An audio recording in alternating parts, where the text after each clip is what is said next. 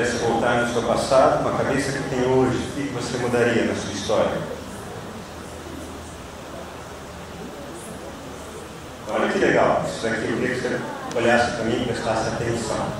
Se você pudesse voltar no seu passado para mudar alguma coisa com a cabeça que você tem hoje, você voltaria, você mudaria? E surpresa, você não teria a cabeça que tem hoje. Você seria completamente diferente do que você é hoje. Isso significa o quê? Que a gente tem que aprender a valorizar, a gente tem que aprender a culpar da maneira correta. Porque a gente sempre costuma culpar, né? Dizendo assim, se meu pai não fosse assim, eu seria diferente. Se minha mãe não fosse assim, eu seria diferente. Mas culpe eles da maneira correta. Culpe eles por completo. Chega e diga assim, olha, se a mãe não tivesse sido assim comigo, eu não teria essas qualidades também. Se meu pai não tivesse feito o que fez, eu não teria desenvolvido outras habilidades para poder sobreviver. Então culpe da maneira correta, não joga só a culpa ruim, joga a culpa boa também. Nós não temos o controle sobre o passado, não temos o controle sobre o futuro. O único momento que você tem o controle da sua vida é o agora. É este exato momento. E por isso que para você ter um ano novo é importante que você seja alguém novo. O único tempo que você controla é o agora. Ano novo é essa possibilidade que a gente tem de fazer tudo novo. Tinha até aquela propaganda, acho que em 1991, 92. Tente, invente, faça algo diferente, faça um ano novo diferente. É verdade, só depende da gente. No ano passado a gente estudou sobre Jacó e antes do encontro dele com Esaú. Ele faz a família passar, ele faz os seus bens passarem pelo rio Jaboque, mas quando ele vai passar pelo rio, ele para. E ele passa uma noite inteira em claro, lutando contra ele mesmo. Porque esse é o encontro mais necessário que a gente precisa ter antes da gente fazer algo novo. E nessa luta que ele teve durante a noite toda, a pergunta que não teimava em sair da cabeça dele era essa: quem é você? Quem sou eu? Porque quando tem muito claro quem sou eu sei o que fazer daqui para frente. Eu sei como agir, eu sei como reagir. E esse é o nosso desafio nessa noite. A gente vai estudar a segunda parte do texto, Gênesis capítulo 32, versículos 25 a 30. Porque muita gente começa bem animada, começa a 1000 por hora, mas o problema não é como você começa, o problema é como você termina. E é muito importante terminar bem. Livro de Gênesis, capítulo 32, versículos 25 a 30. É a sequência do texto que nós lemos no domingo anterior. Gênesis, capítulo 32, versículos 25 a 30. Quando o homem viu que não poderia vencer, tocou a articulação do quadril de Jacó e a deslocou. O homem disse: deixe-me ir, pois já está amanhecendo. Jacó, porém, respondeu: não o deixarei ir enquanto não me abençoar. Qual é o seu nome? Perguntou o homem. Jacó, respondeu ele. O homem disse: seu nome não será mais Jacó. De agora em diante você se chamará Israel, pois lutou com Deus e com os homens e venceu. Por favor, diga-me qual é o seu nome, disse Jacó. Por que quer saber o meu nome? Replicou o homem. E abençoou Jacó ali. E Jacó chamou aquele lugar de Peniel, pois disse: eu vi Deus face a face, e no entanto a minha vida foi poupada. Nas minhas férias eu me deparei com esse divertido post. Um rapaz, que não deve ser brasileiro, chamado Javier Santana. Ele, escrevendo sobre decisões, ele escreveu isso daqui. Em espanhol, francês e italiano, decisões são algo que você pega, como um trem que leva você a algum lugar novo. Enquanto que em inglês, você cria como pequenas peças de sua própria criação. Mas em alemão, você os conhece como amigos. Olha que interessante. A diferença das línguas, né, não são lindas. Em espanhol, francês e italiano, decisões são algo que você pega como um trem, como uma oportunidade. Em outra língua, no inglês, decisão é algo que você cria, make a decision. Você cria uma decisão, você cria com uma peça de sua própria criação. Em alemão, você tem um encontro, você conhece, porque a decisão é como se fosse um amigo. Aí você sabe, né, gente, que brasileiro precisa ser estudado pela NASA. Aí dá um brasileiro para responder esse post. E responde num inglês macarrônico, mas responde o seguinte: no português brasileiro, decisões são algo que você bebe, com uma bebida alcoólica que vai te ferrar. Eu vou tomar uma decisão. Muito inteligente, muito interessante. E eu acho engraçado, porque se tem uma coisa que a gente tem medo como brasileiro é tomar decisão. Porque vai que a gente toma uma decisão e essa decisão é uma decisão errada. E aí na nossa cultura a gente sempre tem que culpar alguém. Porque se eu tomei uma decisão errada, é que alguém me influenciou a tomar essa decisão. E aí a gente começa a ficar incomodado com isso. Quem nos dera pudéssemos ter pessoas para culpar dos nossos erros, das nossas más decisões. Tem um livro que eu estou lendo nessa última semana, um livro emprestado muito interessante de um autor brasileiro chamado Evandro Afonso Ferreira. O nome do livro é Nunca Houve Tanto Fim Quanto Agora. O livro fininho, ele conta a história de 5 meninos de rua em São Paulo, mas esses meninos de rua, eles têm um linguajar tão lindo, tão belo para contar das suas agruras, que é aquele tipo de livro que você tem que ler o livro ao lado de um dicionário, porque o autor usa termos fantásticos, termos que eu não conhecia, como por exemplo farândola, um termo bonito. E tem uma hora do texto que um dos meninos de rua, ele faz essa seguinte observação: sei que eram silêncios descendo abismos, silêncios de teologias anômalas, teologias deformadas, pecadores culpando Deus pelos pecados que eles mesmos cometeram. Uau! Pecadores culpando Deus pelos pecados que eles mesmos cometeram. Se Deus é tão bom, por que deixou a barragem de Brumadinho romper? A culpa é de Deus, dos nossos pecados. Não. No domingo passado nós vimos que Jacó, depois de passar a sua família, os seus bens, ele tem aquele momento de quietude e um homem vem até ele. E esse homem era ele mesmo. Ele lutando contra si, para tentar entender quem ele era nesse momento crucial da vida dele. Um novo ano se estabeleceria para ele, um novo contato, um novo encontro, algo diferente que poderia mudar de uma vez por todas a história dele. Então, nós vamos continuar agora na leitura. Vamos ler os versículos 25 a 27. E quem pode ler para mim, por gentileza? Quando o homem viu que não poderia vencer, tocou a articulação do quadril de Jacó e a deslocou. O homem disse: deixe-me ir, pois está amanhecendo. Jacó, porém, respondeu: não deixarei ir enquanto não me abençoar.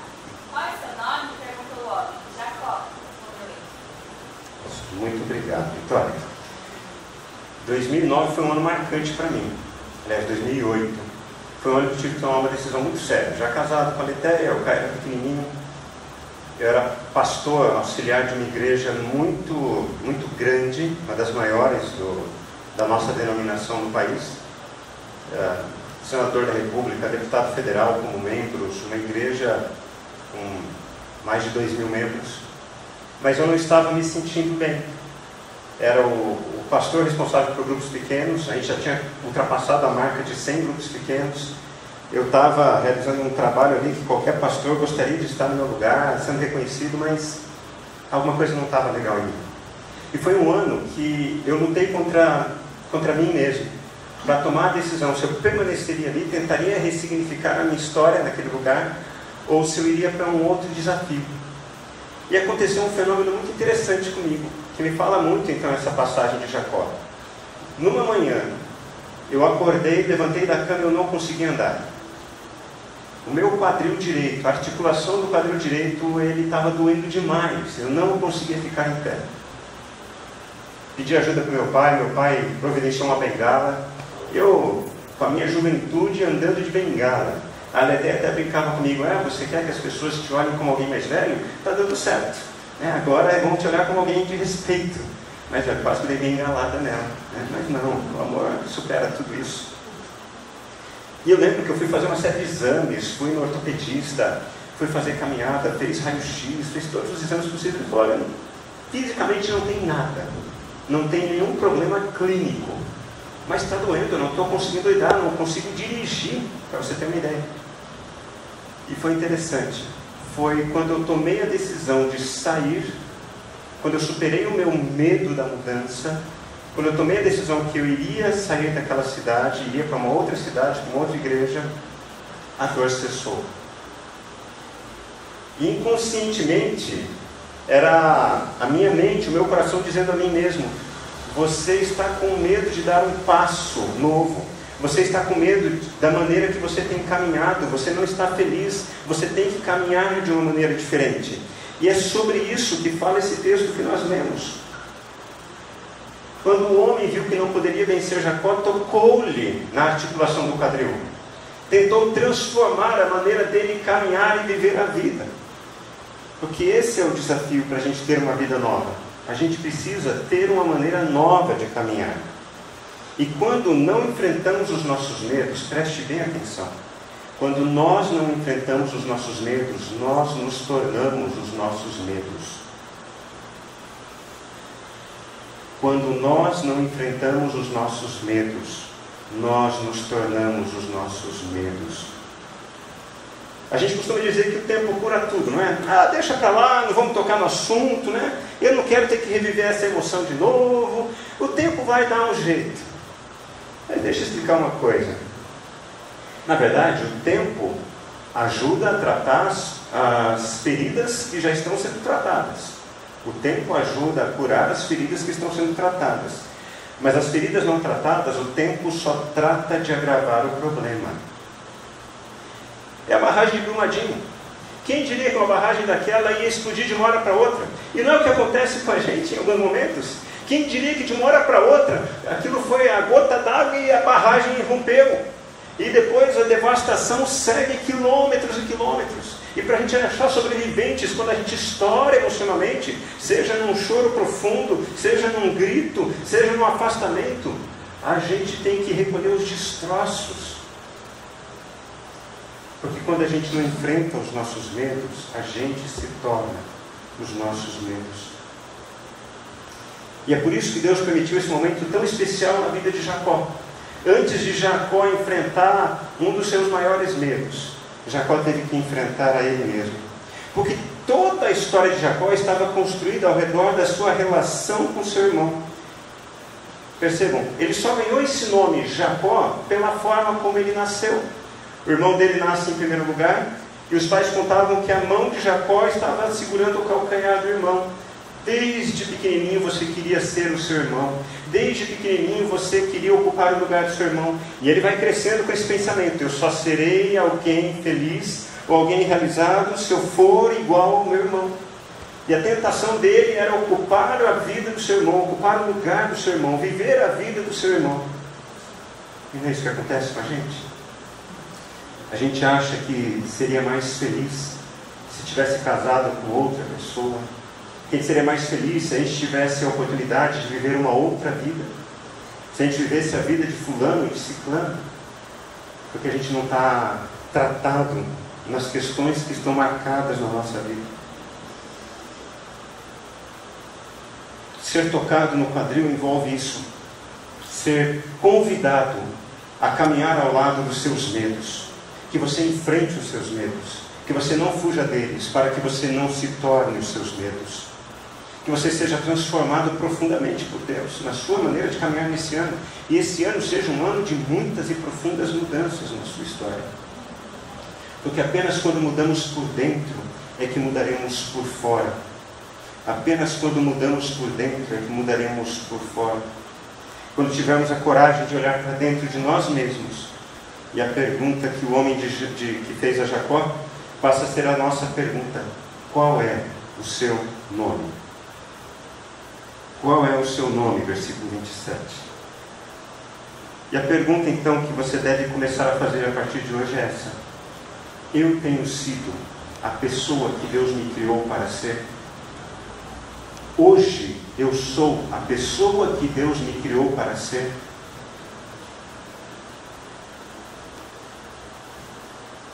Shame era o discípulo de um sábio monge, de nome Ling. Um dia, quando Sheng acreditava estar pronto para assumir a condição de liderar o seu povo, ele foi conversar com seu mestre. E o mestre então lhe perguntou: observe este rio, qual é a importância dele? E eles estavam no alto de uma montanha. Sheng observou o rio, o vale, a vila, a floresta, os animais e respondeu: este rio é fonte de sustento, ele nos dá água para bebermos, a colheita da plantação, o transporte de mercadorias, os animais que estão ao nosso redor. Os nossos antepassados construíram casas aqui, justamente por causa dele. O nosso futuro depende do rio. O monge colocou a cabeça na mão do discípulo e pediu-lhe: continue a observar. Os meses se passaram, o mestre procurou seu discípulo, levou novamente do alto da montanha e fez a seguinte pergunta: observe este rio, qual é a importância dele? E o discípulo disse: este rio é fonte de inspiração para o nosso povo. Veja sua nascente, ela é pequena e modesta, mas com o curso do rio, a correnteza torna-se forte e poderosa. Esse rio nasce e tem um objetivo: chegar ao oceano. Mas para lá chegar ele tem que passar por muitos lugares, por muitas mudanças. Terá que receber afluentes, contornar obstáculos. Como o rio, nós temos de aprender a fluir. O rio tem as suas cachoeiras, as suas turbulências, mas ele consegue permanecer sempre em frente para alcançar o seu objetivo. O monge colocou a mão na cabeça do discípulo e pediu-lhe: continue observando. Os meses se passaram novamente. O mestre vai lá, pega o discípulo, leva no alto da montanha, mostra o rio e pergunta de novo para o discípulo: observe este rio, qual é a importância dele? E o discípulo então diz assim: mestre, eu vejo o rio em outra dimensão. Eu vejo agora os ciclos das águas. Esta água que está indo já virou nuvem, chuva e penetrou na terra diversas vezes.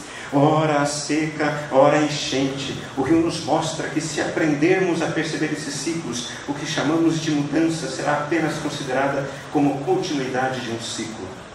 O mestre colocou a mão na cabeça do discípulo e disse-lhe: continue a observar. Os meses se passaram. O mestre pegou o discípulo, levou no alto da montanha, apresentou para ele o rio novamente e fez a fatídica pergunta: qual é a importância deste rio? Dessa vez o discípulo parou o discurso belo, respirou fundo e respondeu: mestre, esse rio me mostrou que cada vez que eu observo, eu aprendo algo novo. É observando que aprendemos. Eu não aprendo quando as pessoas me dizem algo, mas sim quando as coisas fazem sentido para mim. E o mestre então disse: como é difícil aprender a aprender. Só aprendemos o que acontece fora de nós quando aprendemos o que se passa dentro de nós. Vai e siga seu caminho, meu filho. Quem pode ler os versículos 28 a 30, por favor? O homem disse: seu nome não será mais Jacó. De agora em diante você se chamará Israel, pois lutou com Deus e com os homens e venceu. Por favor, diga-me qual é o seu nome, disse Jacó. Por que quer saber meu nome? Replicou o homem. E abençoou Jacó ainda. Jacó chamou aquele lugar de Peniel, pois disse: vi Deus face a face, e no entanto minha vida foi poupada. Muito obrigado, Tamara.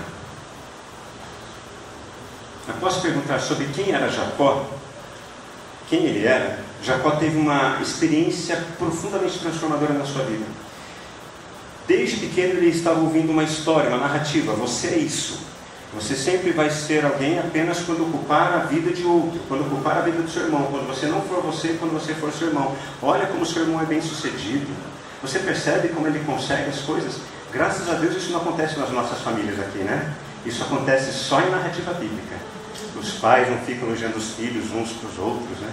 Não, graças a Deus, não. Percebam, o nome dele tinha a ver com essa interação doente dele com o seu irmão. Lembre que quando ele conseguiu finalmente ocupar o lugar do irmão dele, ele foi ameaçado de morte pelo irmão mais velho. E ele teve que fugir, teve que abandonar a família, abandonar o lugar que morava, para tentar sobreviver diante disso tudo. E às vezes a impressão que eu tenho é que nós somos sobreviventes das nossas famílias. Porque todos nós temos histórias de comparação, histórias de inadequação, de que não somos aceitos. Ninguém precisa falar nada que a gente não é aceito em casa. A gente sente. Pode até nem ser verdade, mas a gente sente. E quando a gente sente, aquilo parece ser verdadeiro. Nesse encontro, o nome dele é mudado. O seu nome não será mais Jacó. De agora em diante o seu nome será Israel. E nome é tão interessante, tão importante para judeu, porque nome tem a ver com caráter, com o jeitão da pessoa. Durante a vida inteira ele era alguém apenas com base naquilo que o seu irmão era. O nome dele só foi dado por causa do irmão dele. Ele só teria a bênção que ele tanto queria por causa do irmão dele. Ele era sempre comparado a partir do irmão dele. A gente não aguenta viver debaixo de tanta comparação por tanto tempo. Tem uma hora que a barragem rompe. Tem uma hora que os dejetos vêm com tudo. E aí, para depois recolher os destroços, encontrar sobreviventes em meio a tudo isso, é um trabalho difícil. E nesse encontro, ele percebe que o nome dele é mudado. Porque quando a gente tem coragem de encarar os nossos medos, a nossa maneira de caminhar na vida, ela deixa de ser uma maneira claudicante para ser uma maneira firme, uma maneira mais determinada, uma maneira mais equilibrada. De Jacó, o nome dele seria Israel. Então, olha que interessante. Se antes a vida dele era pautada a partir da relação dele com seu irmão, por isso o nome Jacó, quando ele teve esse momento de encontro com ele, o nome dele foi mudado porque a referência de vida dele foi mudada. A referência de vida dele não era mais o seu irmão, a quem ele se comparava a todo momento. O ponto de referência dele seria quem? El. Por isso, Israel. Aquele que luta ao lado de Deus e luta contra os homens e com os homens.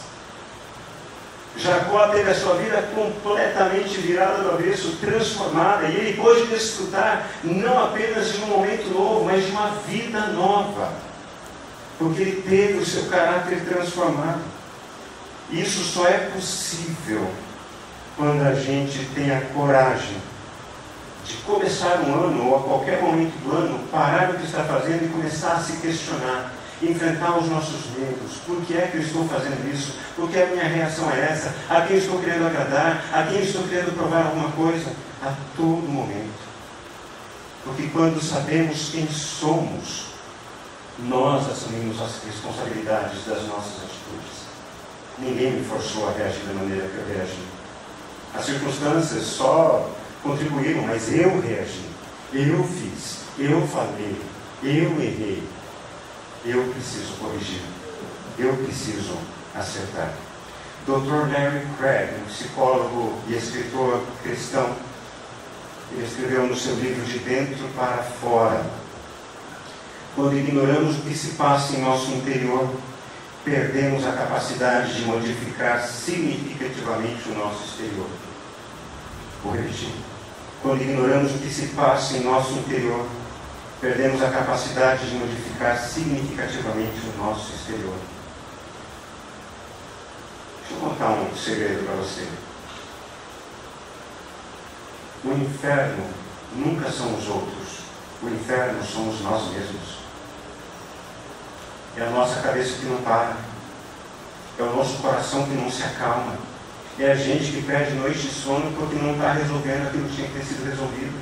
Após esse momento no qual Jacó olhou para si mesmo e encarou a verdade, na qual muitas vezes nós queremos fugir, ele passou por essa transformação incrível.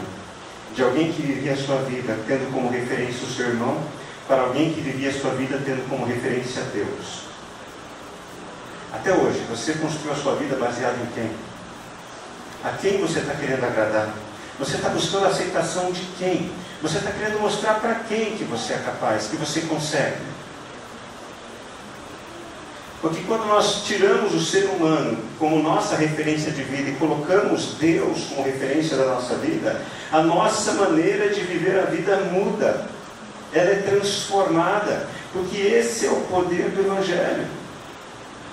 Você tem sido a pessoa que Deus deseja que você seja? Você tem sido. Passa ano e entra ano, e nós continuamos as mesmas pessoas, e nada de novo acontece de diferente em nossas vidas. Nós perdemos oportunidades, culpamos os outros pela nossa infelicidade, mas quando temos encontros como esses, nós passamos a desfrutar de uma relação de profunda intimidade com Deus, Peniel. Não é interessante? Jacó não encontrou Deus face a face em um templo. Jacó não encontrou a Deus face a face em um lugar sagrado. Jacó encontrou a Deus face a face num momento de intensa luta interna, quando ele teve a coragem de enfrentar os seus medos. Porque essa é a promessa de Deus para a gente. Onde a gente encontraria Deus?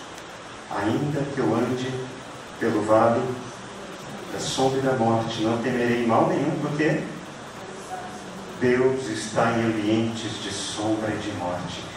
Toda vez que você tenta fugir da tristeza da sua história, você está fugindo de um encontro com Deus. E é por isso que a gente sofre. E é por isso que a gente se torna religioso. Quando abandonamos a religiosidade e as práticas de igreja e nos encontramos com Jesus, porque essa é a coisa mais maravilhosa. Quando a gente tem a honestidade de olhar para dentro da gente e falar assim: eu não sou tão bom quanto eu gostaria de verdade, e eu sou tão bom em ser ruim. Quando a gente tem essa honestidade, é como se a gente tivesse esse encontro com Jesus. Sabe por quê? Porque uma coisa é eu me comparar com outro ser humano. Nossa, você fez isso, eu não faria. Nossa, você bebe, eu não bebo nem água. Olha, você fuma, eu nem masco chiclete. A gente começa a se comparar um com o outro, mas é honesto, e para de se comparar com o outro, e olha para a gente mesmo. Nesses encontros a gente olha para Jesus e diz assim: eu nunca serei igual a Jesus. É muito difícil ser igual a Ele. E é exatamente aí, quando a gente se livra dessa neurose de perfeição humana, é que a gente tem esse encontro com Jesus. E aí a gente reconhece o quê? Que precisa de um Salvador. Jesus veio nos livrar da ira de Deus, mas Jesus veio livrar você de você mesmo. Jesus veio livrar você dos seus fantasmas, das suas tragédias. Jesus veio transformar tudo novo. Em Jesus, tudo se faz novo.